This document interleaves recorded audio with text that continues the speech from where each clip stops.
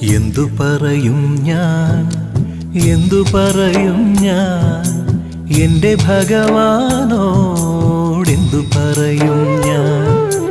ഒന്നും പറയാതെ ഒക്കെയറിഞ്ഞോളും നിൻ പരിതാപങ്ങൾ ഒക്കെയും തീർന്നോളും.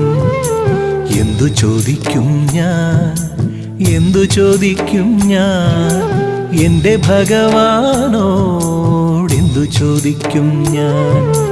ഒന്നും ചോദിക്കാതെ ഒക്കെയും തന്നോളും നിന്റെ അഭീഷ്ടങ്ങൾ ഒക്കെ നടന്നോളും.